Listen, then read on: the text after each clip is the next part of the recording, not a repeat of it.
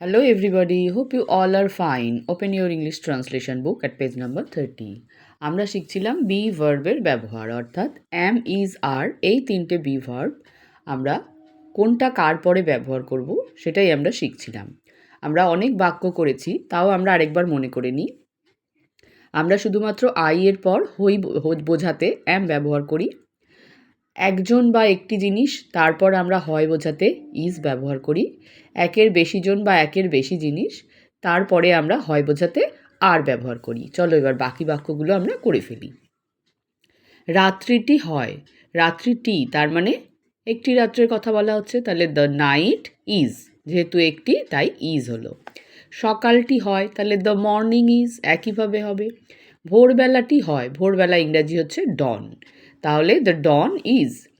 ছুটির দিনগুলি হয়, ছুটির দিন ইংরাজি কি হলিডে, তাহলে দ্য হলিডেজ আর দিনগুলি আছে একের বেশি দিন, তাই হলিডেজ হয়েছে, ডের পরিবর্তে ডেজ হয়েছে দিনগুলি, আর ইজের পরিবর্তে আর হয়েছে যেহেতু একের বেশি জিনিস হয় বোঝাচ্ছে। ছাত্রগুলি হয়, ছাত্র ইংরাজি ছাত্র বা ছাত্রী, ছাত্রছাত্রী একসাথে ইংরাজি হচ্ছে স্টুডেন্ট, তাহলে ছাত্রগুলি অনেকগুলো ছাত্র আছে, দ্য স্টুডেন্টস আর। লোকজনেরা হয়, লোকজনেরা মানে অনেক লোক, দ্য পিপল আর। গবাদি পশুর দলগুলি হয়, দেখো গবাদি পশুর দল অর্থাৎ অনেকগুলো গবাদি পশু, গবাদি পশু কাদের বলে, গরু ছাগল এইগুলোকে বলা হয় গবাদি পশু। এদের দল তাকে বলা হয় ক্যাটেল, মানে অনেকগুলো গরু নিয়ে বা অনেকগুলো ছাগল নিয়ে একটা দল হয় তাকে বলা হয় ক্যাটেল, তার মানে অনেকগুলো থাকছে একটা থাকছে না, তাহলে কী হবে, দ্য ক্যাটেল আর। এর পরেরটা তোমরা বাদ দিয়ে দেবে কারণ বাক্যটা খুব একটা সুন্দর বাক্য নয়।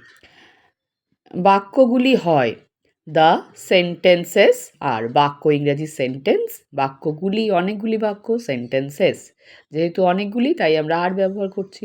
সংখ্যাগুলি হয়, দ্য নাম্বারস আর। তোমরা খুব সুন্দর করে এগুলো পেন্সিল দিয়ে তোমাদের বইতে লিখে ফেলবে। তোমরা এতদিন ধরে অ্যাম ইজ আর ব্যবহার করতে করতে নিশ্চয়ই শিখে গেছো কোথায় অ্যাম ব্যবহার করতে হবে, কোথায় ইজ ব্যবহার করতে হবে, কোথায় আর ব্যবহার করতে হবে।